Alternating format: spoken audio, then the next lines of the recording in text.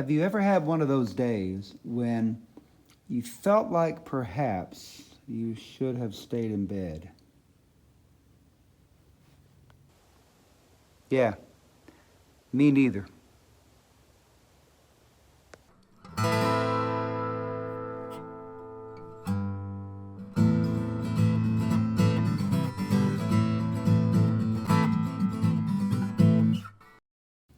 So let me explain really quickly here. I don't have very much battery on my phone, and it's later in the evening, and I'm kind of tired. But I'm gonna just kind of frame this a bit.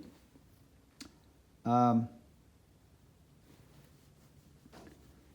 this is a very embarrassing and kind of maddening accident that happened.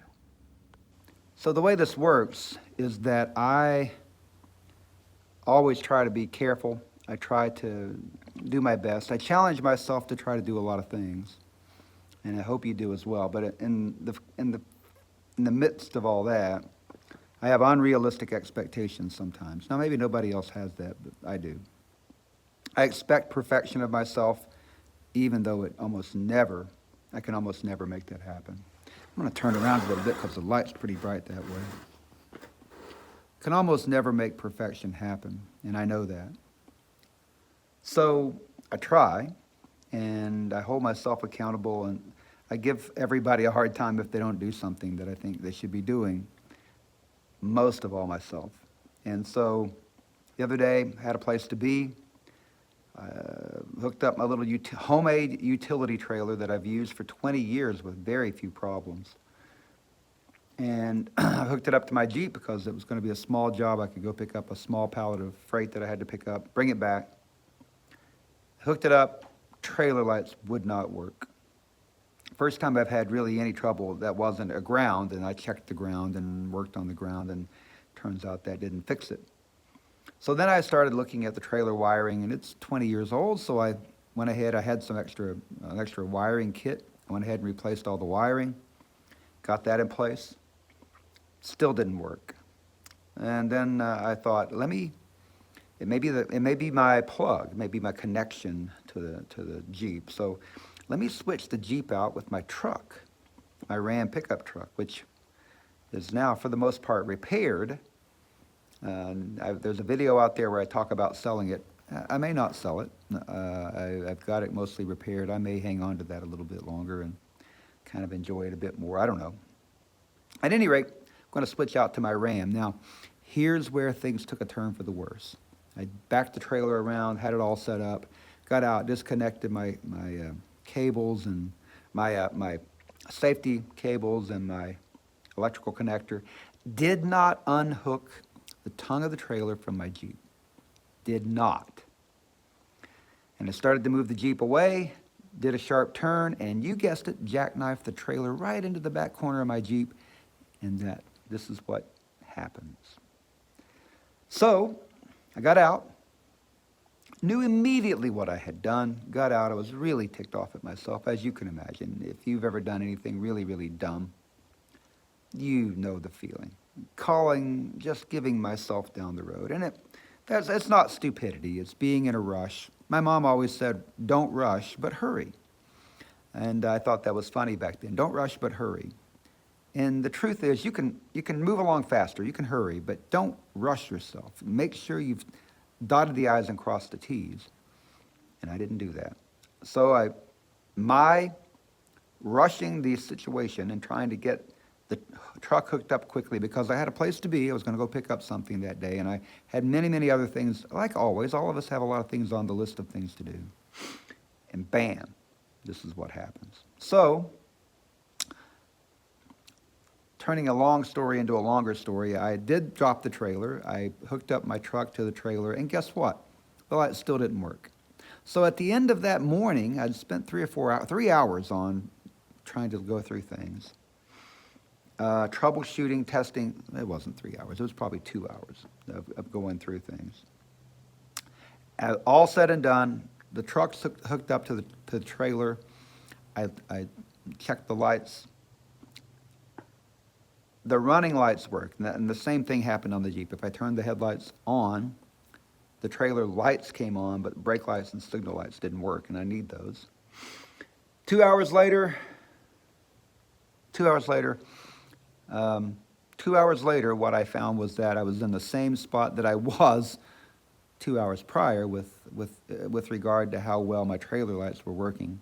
I did have a new wiring kit on my trailer, which I've been needing to do, so it wasn't a total waste, but I felt very much like I had wasted my time. And I was frustrated and angry with myself for rushing and causing this problem with my Jeep, which is my, if not my favorite vehicle I've ever owned, it's in the top two.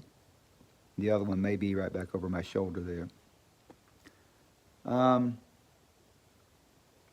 Not happy with myself at all. And I'm sure if you've ever been in that situation where you're not happy with yourself at all, you're grumpy, makes you have a rough day.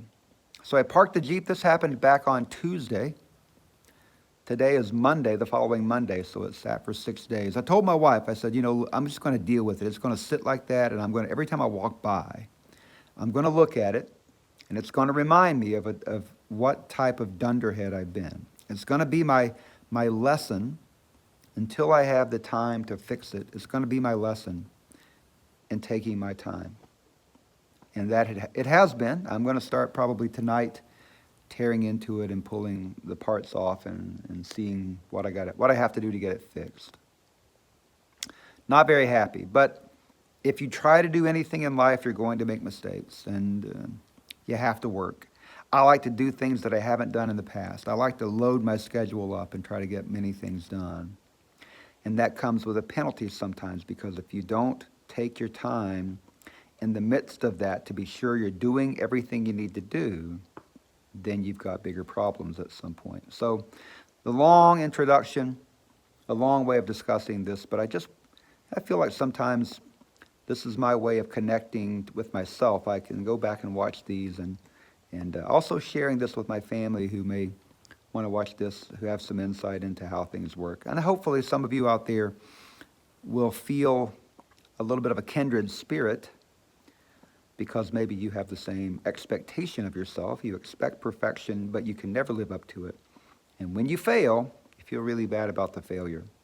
Yet, we have to keep working, and we have to keep striving, and we have to keep failing, because it is only in the work and the stretch and the failure that we grow and learn. I'm a better person today than I was last Tuesday. I made an extreme effort. I made a vow to myself, and I'm going to make an extreme effort to be less judgmental of other people who make mistakes. I make plenty, but this one is very painful to me. So I'm going to try to be more patient. I'm going to try to be more accepting, to have allow a little more grace for the folks in my life who, for whatever reason, have some problems and fall short of what I think might be the standard that I would hope they could live up to, because I haven't lived up to my own standard in this case. As I take this apart and dig into it, I will bring you along and show you kind of what I've done, and we'll see what we look like at the end of the process. I love the old Jeep, and I'm going to keep it, so I want it to look good, and we're going to get this all worked out. Let's see how it goes. I think I already introduced this once, but it's been a while. Now, if you've ever done something really stupid, because you were in a hurry or whatever, it doesn't matter why, you're still doing something stupid, so it doesn't really matter why. But if you've ever done something that's going to cost you, both in terms of money and time, and you wish you had been smarter, then you probably spoke to yourself much as I spoke to myself after this. Very hard on yourself whenever you do something really, really dumb. And I know better. I know better than to not think about the steps I need to take and to confirm that things are the way they're supposed to be. But when you know better, it doesn't matter if you don't do better. So I know better, didn't do better, and now I've got damage to my Jeep.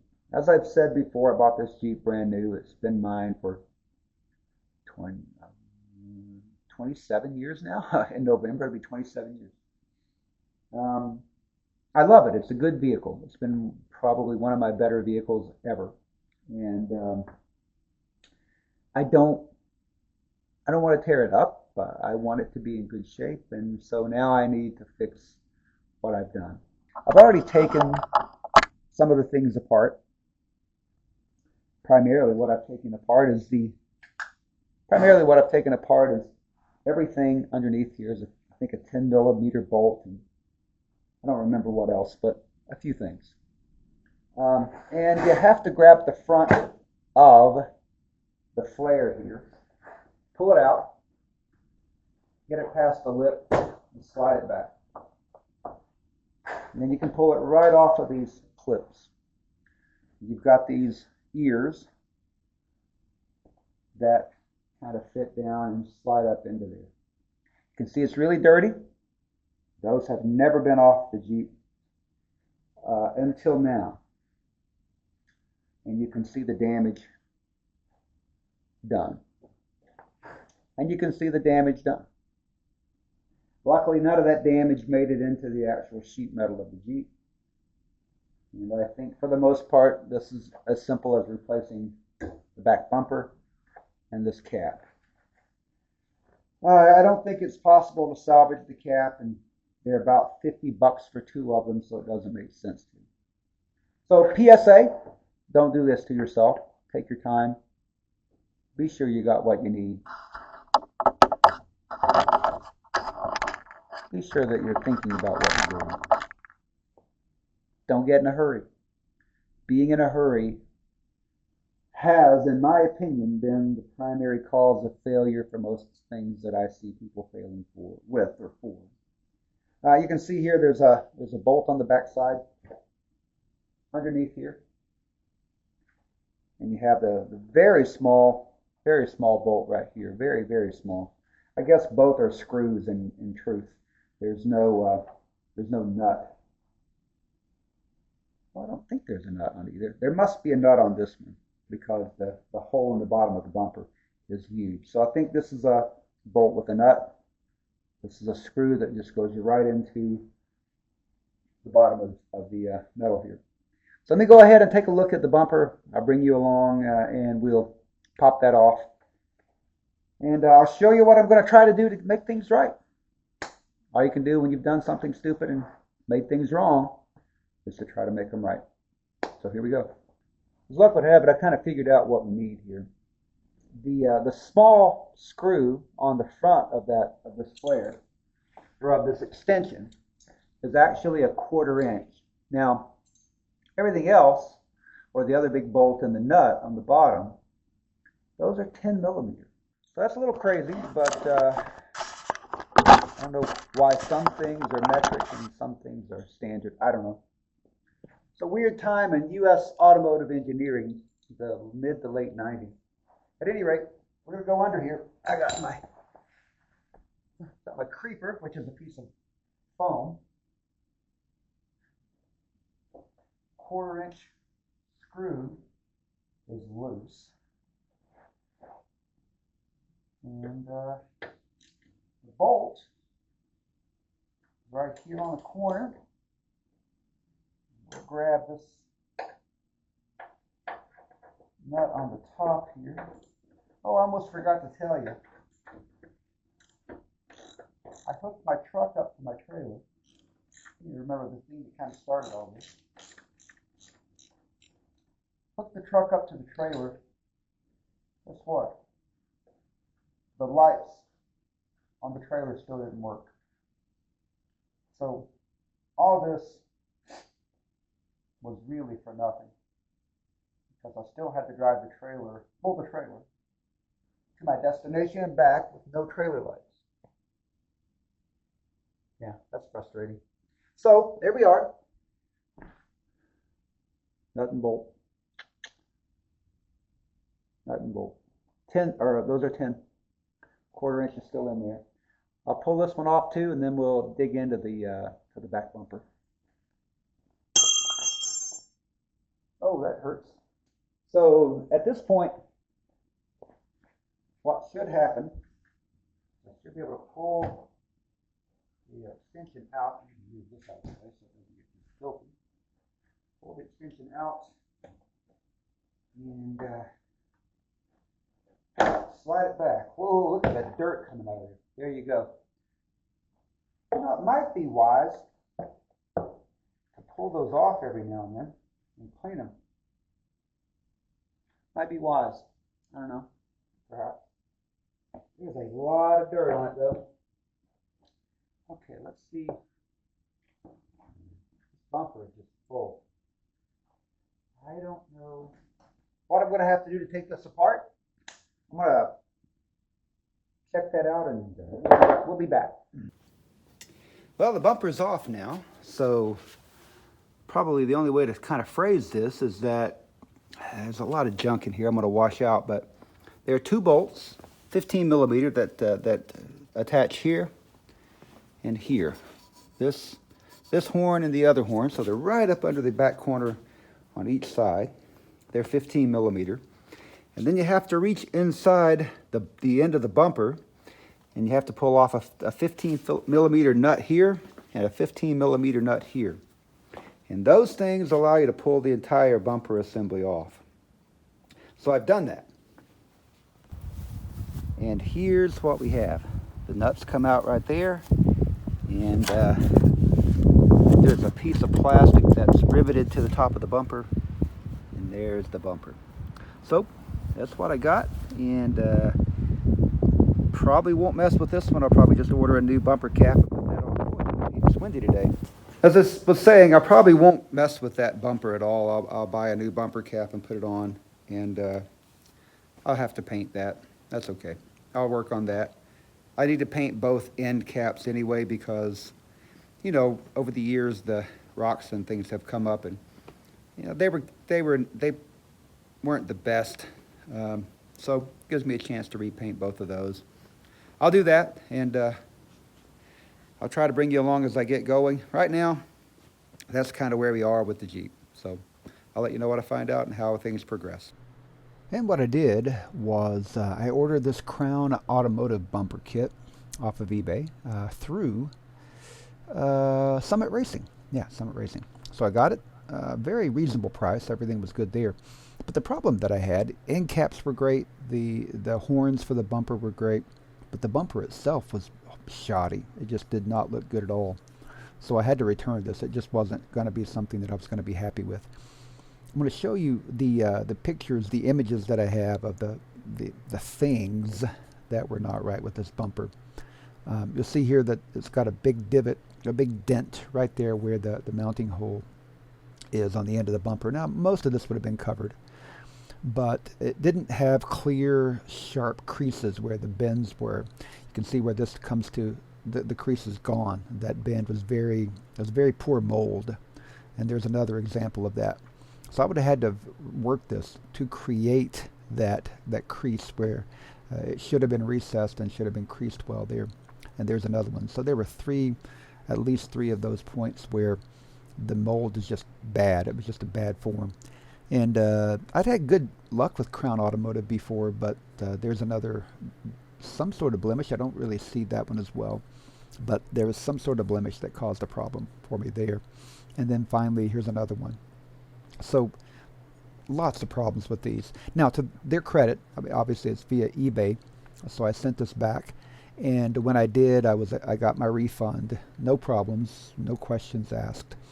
But it's just something to keep in mind. Those parts from Crown Automotive via Summit Racing were not good quality. Now, I later, right away actually, went back to eBay and I bought these parts from Evan Fisher Auto Parts, it was called, and they actually came. The rear bumper here looks fantastic. I don't have a picture of it, but you'll see the finished product, and it's much better product than what I had from Crown Automotive through Summit. And I ordered one end cap instead of both. Turns out I probably should have ordered both, but I ordered one end cap. Actually ordered the wrong one at first, got it, sent it back, got the right one, and that's what's on the Jeep now. So just keep in mind, if you want to buy good parts, here's the better part rather than the Crown Automotive. And you want to buy a part that's going to require the least amount of effort and the least amount of work to get it paint ready. All right, well, my audio on this track kind of screwed up here. So on this one, I start talking about the parts that I had, and I think I've mentioned them before just a couple of clips ago. Well, actually, I just mentioned that. But here is the actual part number from the supplier. It came from a parts warehouse, and so I'm sure that Evan Fisher Auto Parts is one of those companies that can get them from where that will buy it from a massive wholesaler. So you're going to get that quality of part made in Taiwan. The bumper was. You're going to be able to find that in many different suppliers, but certainly the one that I had from Crown was not very good at all. Now in this clip, which also has bad audio, I'm going to show you the finished bumper and one end cap that I have, the new end cap that I bought. Painted this with paint from automotivetouchup.com.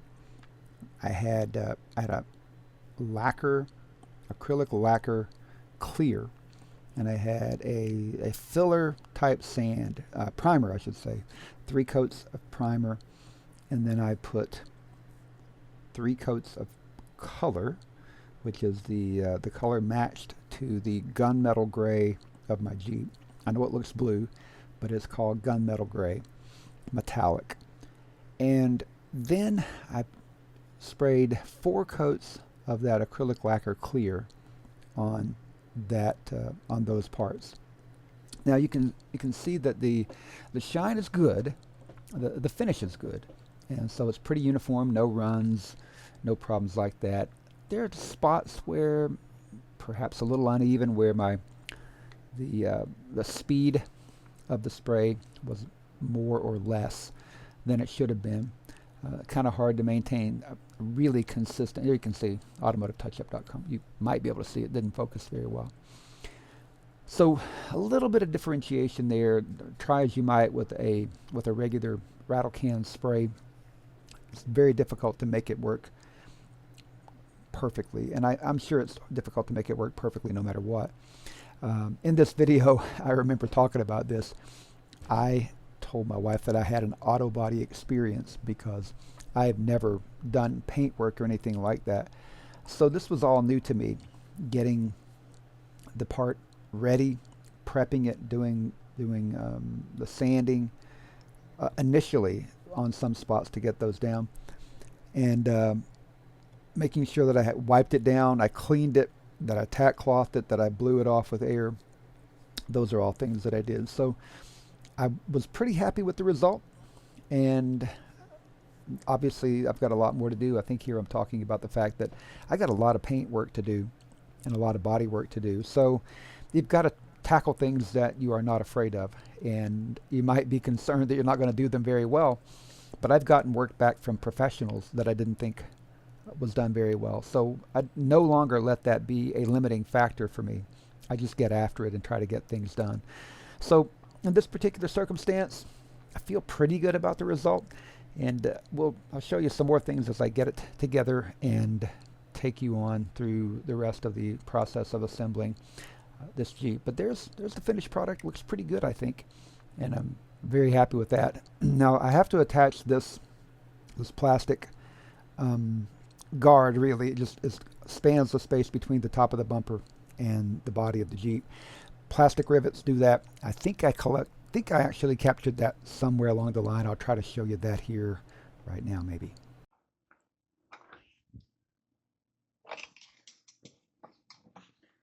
Well, as luck would have it, well, I'm not done. You're never done. But I at least have my bumper painted for the old Cherokee here. I went ahead and painted up the hitch as well, the actual receiver. Not the rest of it, but the part that was kind of looking weather worn, a little bit of rust in there. But it's all ready to go. Bumper and the end caps are painted now, and they're not perfect, but they'll be the same color and they're not dented, so that'll be a positive. I probably at some point will try to do some wet sanding and some buffing, but for right now, no. I'm just going to put these on, see what I think about them. One of the end caps, I think I mentioned it before, one of the end caps, the original one, it's got quite a few divots in it from rocks. So I should have probably spent more time on that one. At some point, I'll probably pull it back off, sand it back down, put a coat of filler over it, smooth it all back up, and repaint it. But that's not today, and that's not now. So I'll begin the process here. We'll see what we can get done.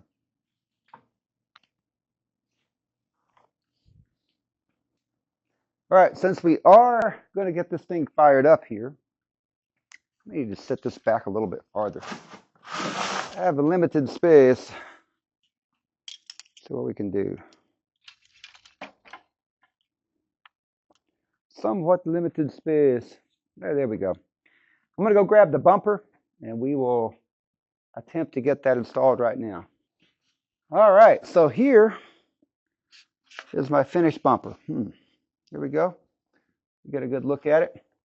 I put the trim piece, the plastic trim piece, back on it here with rivets, plastic rivets, which you see right here and right here. I bought a rivet gun for that.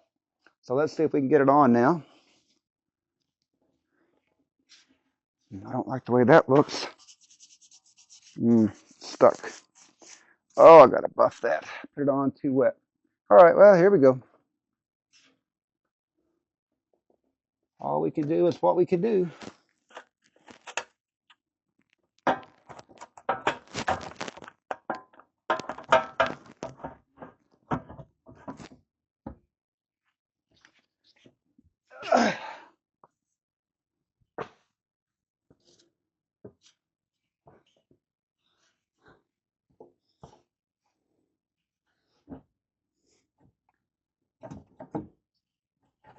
Oh boy.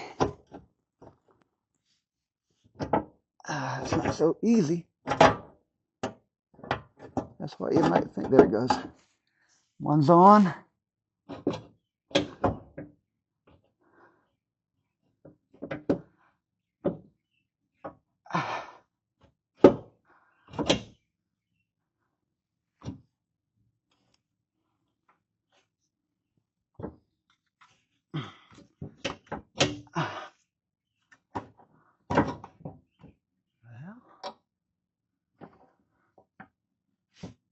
Light, really.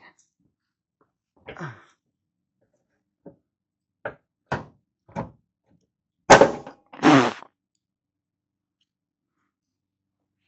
got a face full of rust or something. Dirt. All right. Now, that looks pretty good. I did notice that there's some abrasions right there. And that's because I sat it upside down on a cloth on my workbench. In an attempt not to scuff it up, what did I do? I actually put some imperfections there. So I'm going to have to sand that, and I'm going to have to buff it to make it look better. But I need to do the whole thing anyway, so that's where we are. So it's gonna be what it is. Let me move you over here. We'll see if we can get this lined up and maybe do this. This is going to be the right side. This thing has to slide on. You'll see there are some tabs right here. There are 3 tabs on this. You have a small mounting hole back here on this side, on the very back on the bottom. You have a bolt hole right here. And this is a pretty nice piece, really. Let's see if I can get this to the side it wants to mount up correctly. I don't know.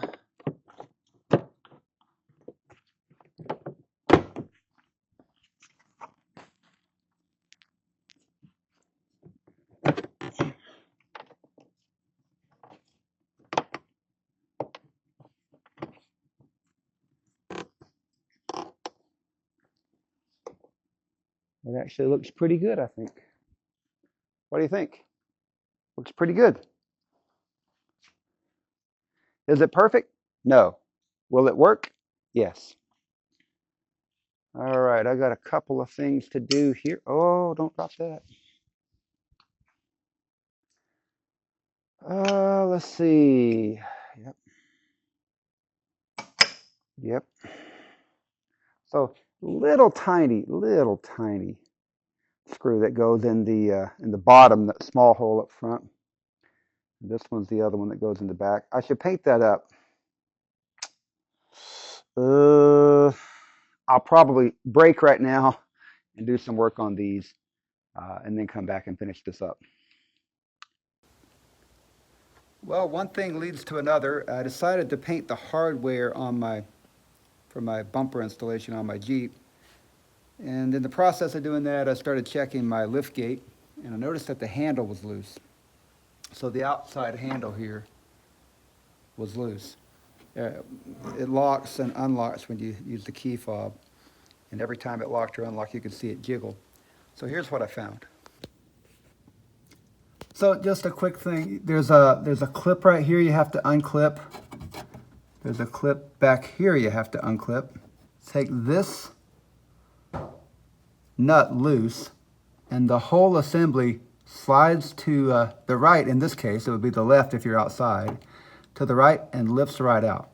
Take the whole thing out. There's no nut on the right side of the vehicle, my left as I'm looking at it from under the lift gate here. But this is the passenger side, so it would be the right side of the vehicle. There's no nut over here that holds it. It just slides into place. So what I did is I cut a couple of plastic shims from a container, just a piece of plastic, something simple and small. Cut a couple of plastic shims to match the exterior. Put them in there, slid it over. It was really hard to slide over because it's very tight. Put the nut back on, put the clip back on, put this clip back on. And now, if you want to take, let me show you. Now, it does not move. And before, it would have been moving up and down like crazy. Now it doesn't move. So that extra tension from the shim here, on this side, the shim goes around here. It has to be very thin on the bottom. There's a little ledge here, very thin on the top, and it comes back to about right here somewhere, and very thin all the way around. It's just almost like a horseshoe shape. But it's in there. You can barely see the top of a little piece of plastic there. But it's in there, and it did tighten it right up, so that's something. Another thing, you've got, let's see, 1, 2, 3, 4, 5, 6, 7, 8 screws that go in. They are this type of screw right here, Phillips head, small trim screw. You've got 2 bolts like this that hold your handle on, and they are installed right here. You can see the captive nuts there. And then you got some big honking parts here. You can see that I got a mess in my shop. You got some big honking clips that just press down through the Jeep itself. So I'm going to go ahead and install this. I'll go ahead and record this. I'll record installing it so you can get an idea of what it looks like. And we'll go from there.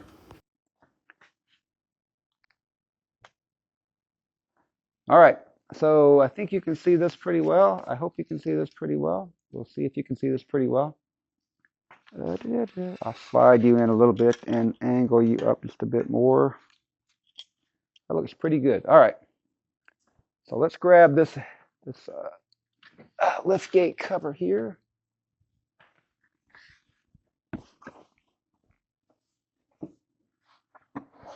See what we've got. I don't know.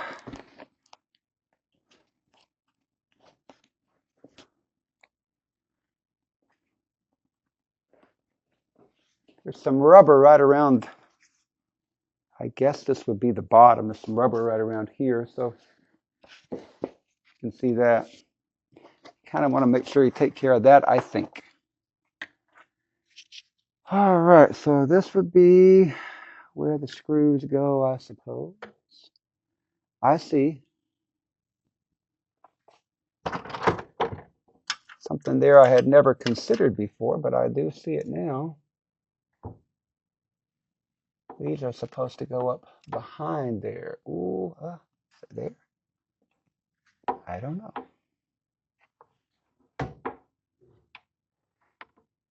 Yep, supposed to, but I don't think I can make that happen. These screws, they're really little clips. And there's a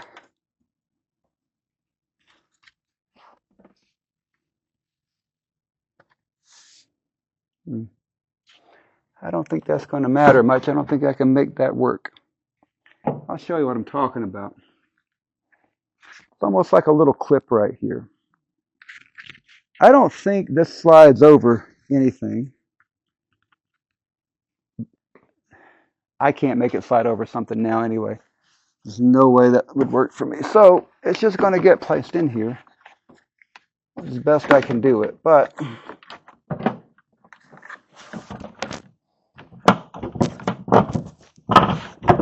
okay, there's a first of some. There we go.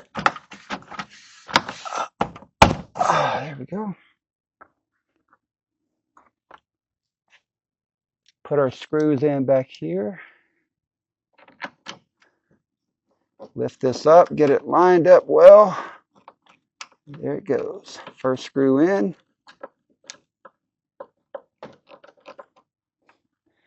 Get the one on the side here. Maybe. There it goes.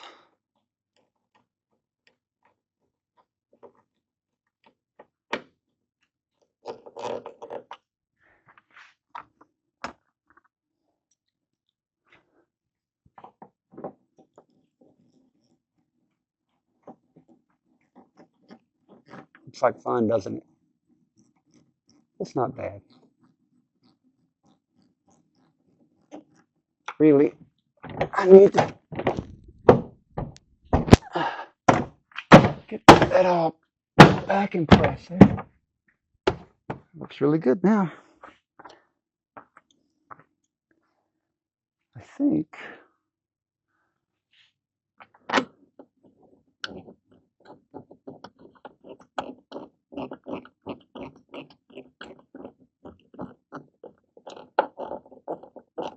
I just believe in doing this by hand because I don't want to strip something out, over tighten something, or break something.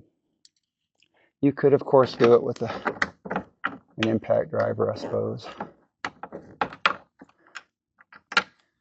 I can't because I'm too paranoid about breaking it. So I haven't had it for 27 years to break something right now. So of course I did.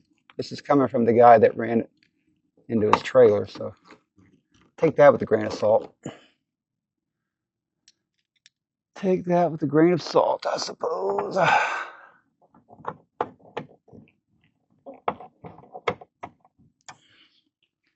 The guy that had to take it apart because he ran it into his trailer and dented up his bumper.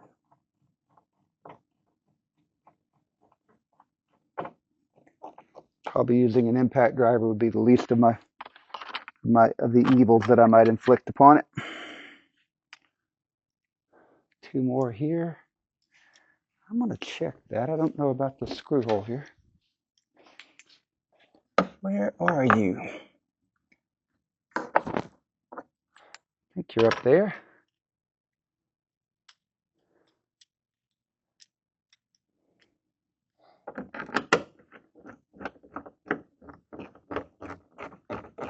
This is really a very simple design, very durable. But for quite some time, that handle has been driving me a little bit nuts. I knew it was loose. And I think one time I even took this off to look up there, and I thought, I don't know how to deal with that. So I put it back together, which obviously wasn't the way to deal with it. These two bolts are Torx. It's the Torx T3, T30, I should say. T30.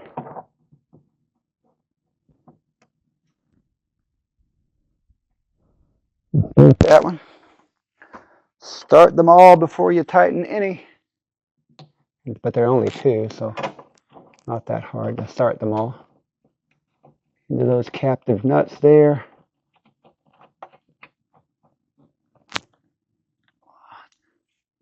snug that down.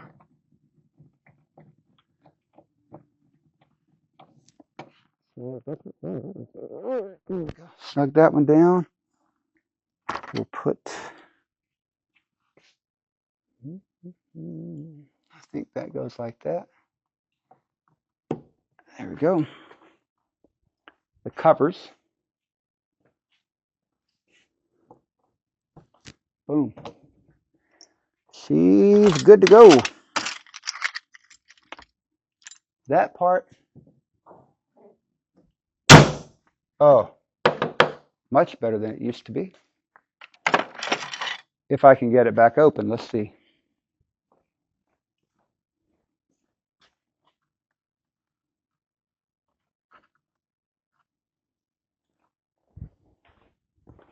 Better go over here. I think I got a problem with my switch on that side. I'll have to put the key in the ignition. Well, I'll just do it this way. Oh, come here. Get the key fob.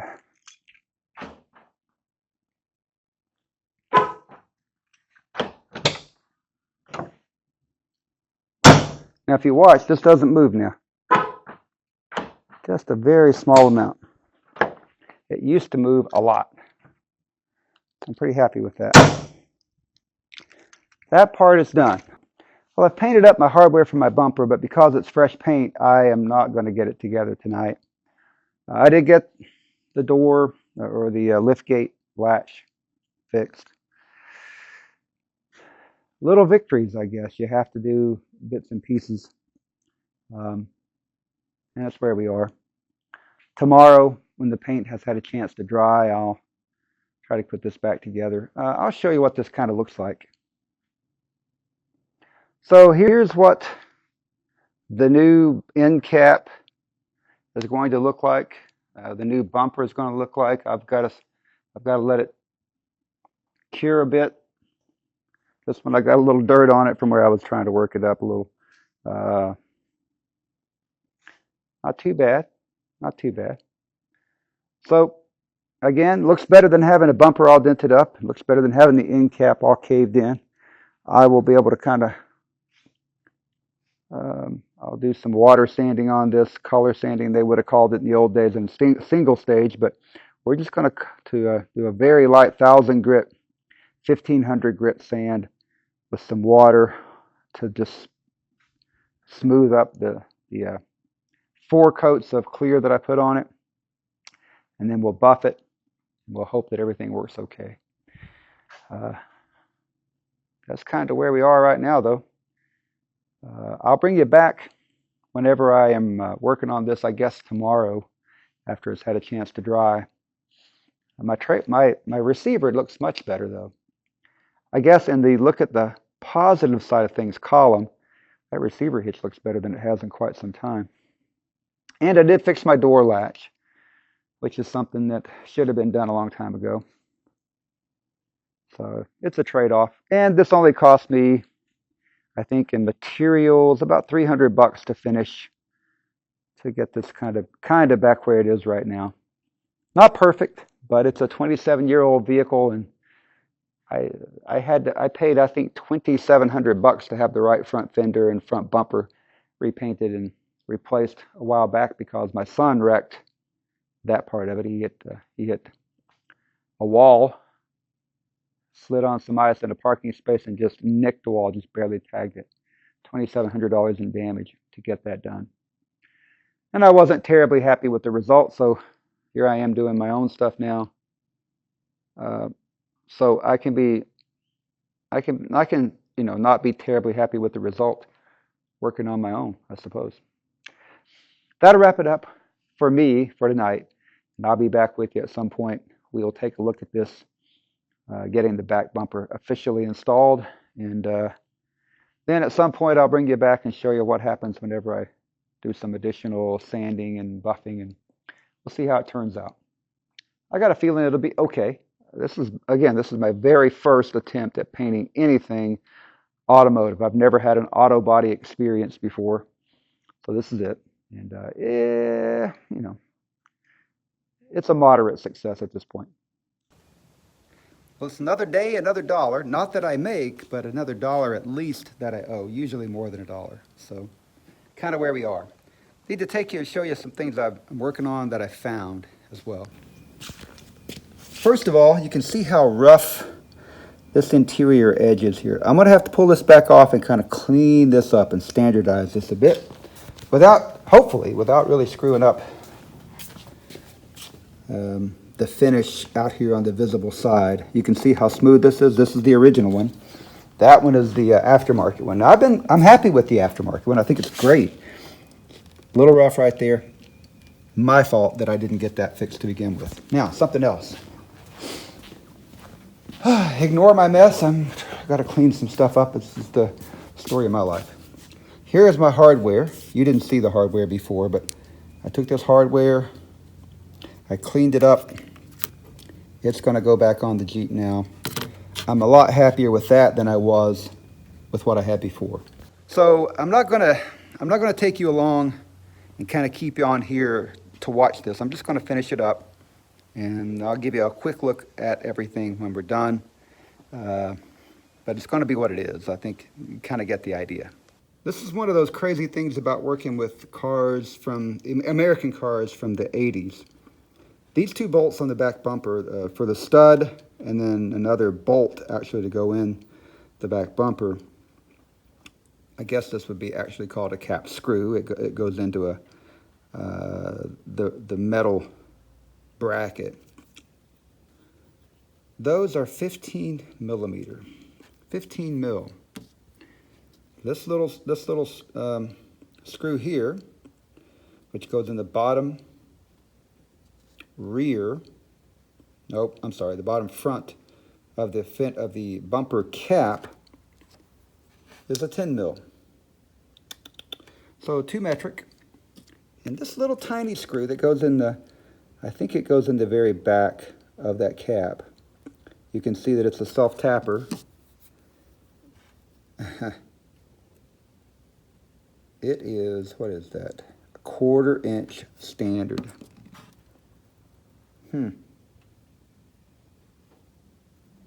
Yeah.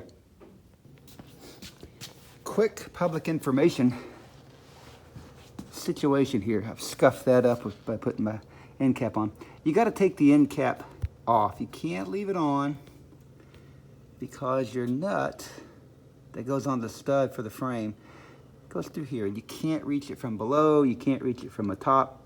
You got to reach it through the end where the end cap would go. So public service announcement. Don't put your end caps on until you've got your bumper fully installed. Well, that wraps it up, other than some sanding and polishing that I need to do after it's cured for a while. Not going to happen today. It's not perfect. It's not even probably really very good, but as they say, it's better than good because it's done. Done is a paramount thing. So now I don't have the crushed end cap and I don't have the bumper broken. I cleaned up this rough edge here. That looks pretty nice now. And I'm pretty happy with the way it turned out. Not perfect, but okay. And like I said, I'm not a body person. I'm not a paint person. This is my first attempt at painting anything like this. It gives me some confidence, though. I think I can work, I can learn, I can get better, and I can make this. This is okay for me, and for something that I'm going to drive and just enjoy. So I'll polish it up and get it better later. I'll show you that whenever I do. Those are the big deals. And here's the before. Oh my goodness. And an after picture. Just to compare.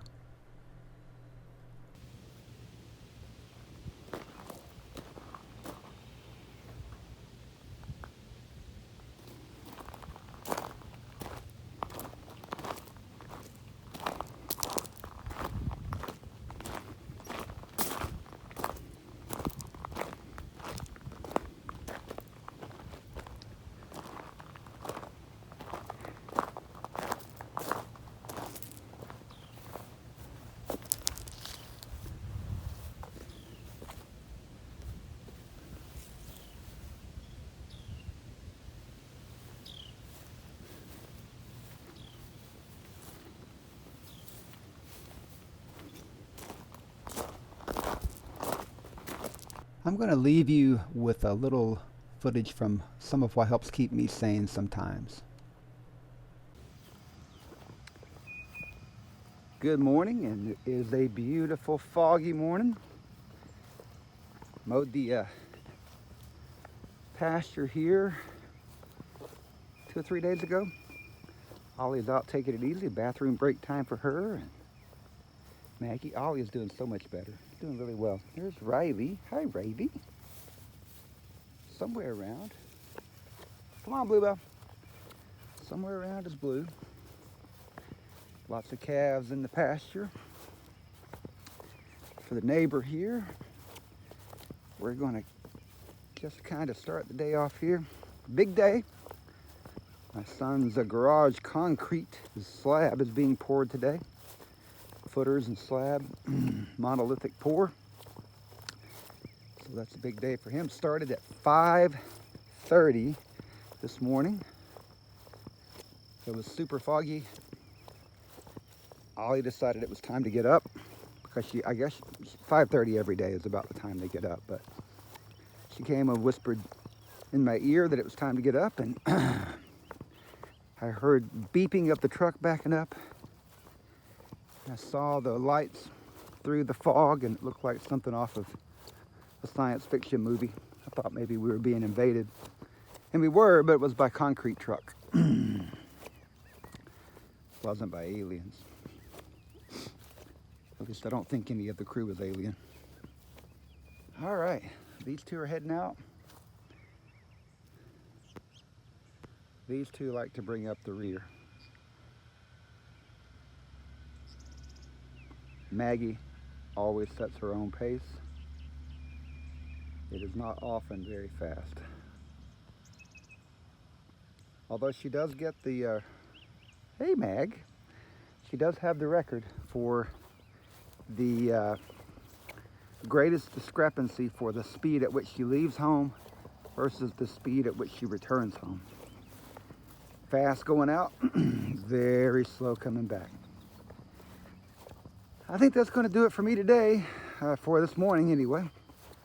Just wanted to start the morning, say good morning, and hope everybody has a nice day. And until I see you again, endeavor to persevere.